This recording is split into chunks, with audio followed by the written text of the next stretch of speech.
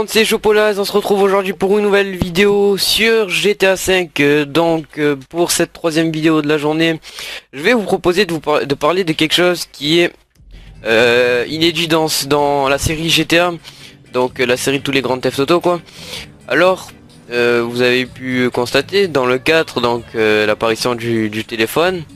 Donc bien sûr, il est toujours présent dans ce GTA 5. Donc je vais vous expliquer quelque chose aujourd'hui. Donc bon, par rapport au titre, il y en a certains qui auront déjà compris, d'autres peut-être pas. C'est quelque chose qui peut être aussi, qu'on explique difficilement en vrai quoi. C'est de longues explications. Bon, dans le jeu ça a été vachement simplifié quand même. Donc on va parler de la bourse. Oui, effectivement, on va pouvoir faire les traders sur GTA 5. Bon, pas spécialement les traders, mais bon, on va pouvoir. Elle est belle sa voiture à lui. Hein. Attendez 2 secondes. Donc je suis en live. Hein, au passage, pour expliquer tout ça, c'est mieux d'être en live parce que c'est un peu compliqué. Bon, même si c'est une version assez simplifiée. Donc la bourse. On va commencer tout de suite cette explication dans une magnifique voiture. Alors, donc on va sortir le téléphone. Alors, donc vous allez aller sur internet. Donc bon, moi vu que j'ai le lien dans un mail, je vais directement aller du lien là. Voilà, donc le lien c'est celui-là. Alors une fois que vous êtes sur internet, donc là vous avez votre argent. Là vous avez le marché boursier pardon. Là vous avez donc les quelques sociétés qui vendent des actions.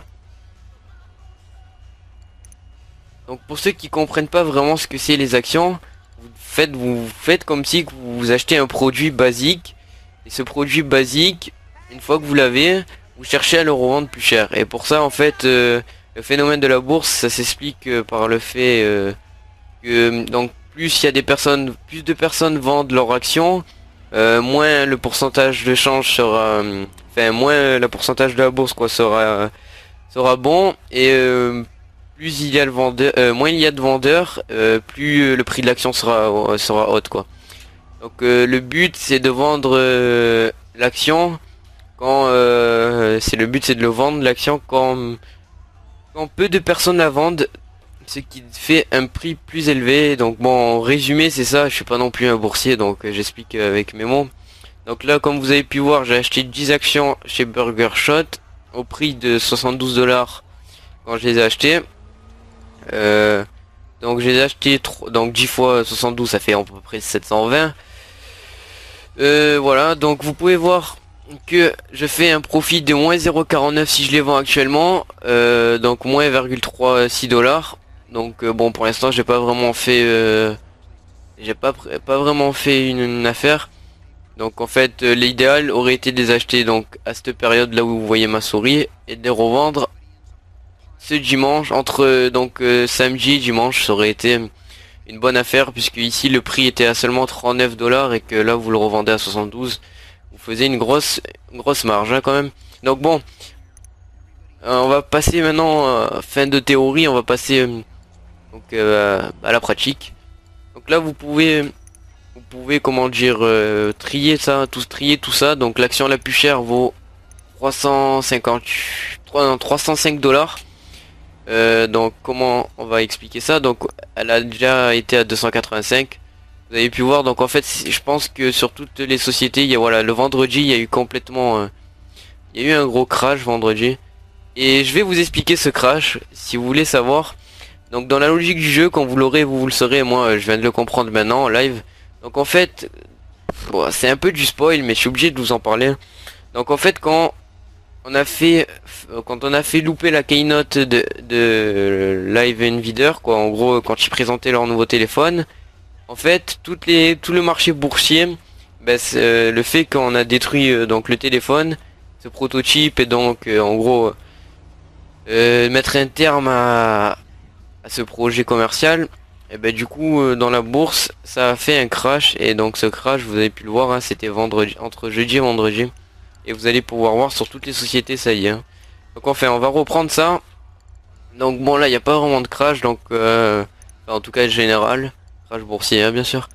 Donc là on va prendre Life Invader. Vous avez pu voir, voilà, l'action est à moins 37% et comme je vous ai expliqué, c'est par rapport à ça, on le retrouve dans les statistiques. Donc ensuite, vous avez Bill Clinton, société qui fabrique le prix Apple. Donc, on peut espérer qu'elle va remonter, donc on va dire je vais en acheter 10 ici. Non, peut-être, là elle est à 16 $, donc on va en acheter 6, ouais voilà. Donc 6 pour 101 $. Voilà. Ensuite, on va prendre donc un prix vraiment minimum, donc non peut-être pas minimum. On va prendre par rapport à la fluctuation du prix. Donc là vous pouvez voir, on est à moins 23, donc dans la bourse actuelle. Vous allez essayer de prendre donc une action, voilà. Allez, on va dire à 0%. Donc moi je vais en acheter 10 dans l'action, donc c'est soit 63 $, donc ça va me faire 638.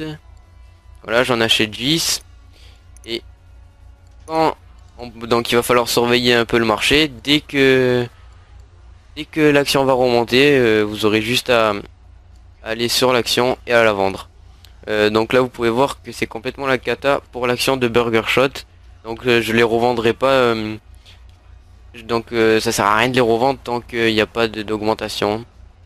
Enfin, après par la suite, quand vous aurez énormément de sous, vous pourrez devenir actionnaire dans une grosse société. Donc par exemple la société de voyage RMU. Voilà, 305 l'action. Donc bon, si vous en prenez 10, ça vous avez une valeur de 3000 et le jour où ça augmente, vous avez de chance de faire des bénéfices. Voilà. C'est donc la fin de cette vidéo. J'ai bien envie de remonter le capot vu qu'il fait nuit. Il risque de faire froid dans la voiture. Voilà, donc ça c'est des choses qui c'est possible que vous ayez pas compris. Oh, what the fuck. Si vous avez pas compris, c'est dommage. Essayez de regarder la vidéo. C'est un principe quand même, c'est assez complexe quand même la bourse. Même si c'est vachement simplifié dans le jeu, hein. Beaucoup même. Il y a beaucoup d'autres critères à prendre en compte dans la vraie vie. Mais voilà, dans le jeu, je trouve que c'est vraiment une bonne chose pour se faire des sous, pour les personnes qui aiment bien faire les calculs, des trucs comme ça, l'enculé. Voilà. Donc fin de cette vidéo, on se retrouve très prochainement pour une autre vidéo. Allez, ciao les traders, à bientôt.